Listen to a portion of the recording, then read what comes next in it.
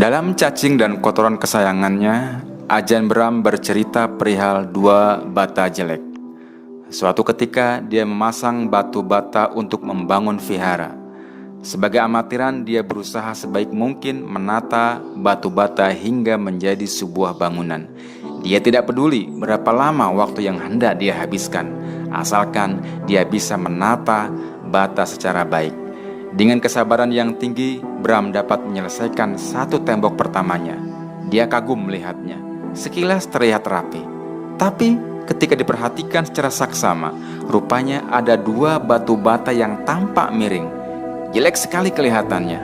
Kedua bata itu merusak kerapian tembok. Dan sialnya, dua batu bata itu sudah tidak bisa dirapikan karena semennya sudah mengeras. Tak ada cara lain. Brahm dan biksu lainnya harus membongkar kembali tembok tersebut. Namun usaha itu dicegah oleh kepala vihara. Biarkan saja, ujarnya. Ketika Ajahn Brahm membawa tamunya berkeliling di viharanya yang baru setengah jadi, dia lalu menghindarkan para tamu dari tembok itu. Ajahn Brahm tidak suka jika ada orang lain yang melihatnya. Hingga 3-4 bulan berlalu, ada seorang pengunjung yang melihatnya. "Itu tembok yang indah," komentar seorang pengunjung dengan santai. "Pak," Ajahn Brahm menjawab dengan terkejut. "Apakah kacamata Anda tertinggal di mobil? Apakah penglihatan Anda sedang terganggu?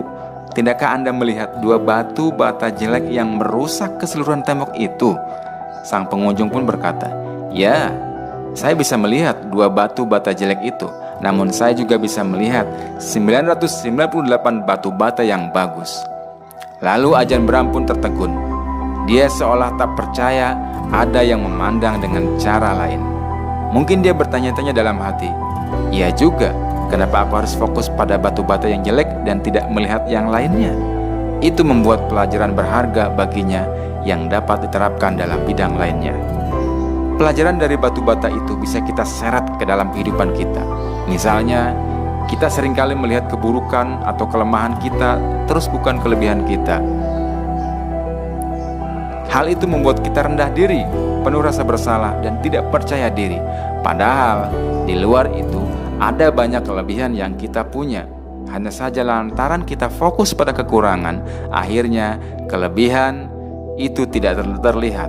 Jadi, jangan cemaskan dua batu bata jelek yang ada dalam diri kita, maka kita pun hidup akan baik-baik saja. Kita akan mudah menerima diri sendiri dari segala kekurangan yang melekat dalam diri.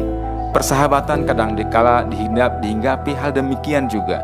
Tak sedikit orang terjebak demikian, sehingga membuat banyak orang memproduksi permusuhan alih-alih penguatan perkariban. Hanya orang-orang yang menyadari tamsil batu bata itulah yang akan selamat dari permusuhan dan segala kebencian. Karena dia akan terus menjaga perspektif bahwa segala kekurangan temannya tidak akan menghilangkan rasa cinta terhadapnya. Gara-gara melakukan sebuah peristiwa keburukan, hancurlah segala kebaikan kita. Semua orang menghukum kita dengan pelbagai cara mereka masing-masing. Mungkin itu akan menyakitkan kita. Tapi lihatlah orang yang benar-benar tulus mencintai kita. Mereka akan tetap setia kepada kita. Mereka tetap mencoba menghubungkan tali silaturahmi. Mereka itu bisa keluarga, sahabat, maupun orang lain yang tahu dari kita yang sesungguhnya. Sepasang suami istri akan tetap rukun dan setia apabila memegang prinsip tembok indah di antara dua bata jelek. Keduanya akan memaklumi segala kekurangan yang tidak seberapa dalam diri pasangan mereka masing-masing. Mereka lebih melihat kepada kelebihannya yang begitu banyak ketimbang keburukannya yang sedikit. Kalau sudah begitu, dua bata jelek itu akan menjadi penghias dan hiburan yang membuat mereka selalu dinamis dalam menjalankan hidup rumah tangga. Mereka akan sama-sama menertawakan dua bata jelek itu. Dua bata jelek juga menjadi tanda bahwa kita adalah manusia yang selalu mempunyai kekurangan di samping kelebihannya.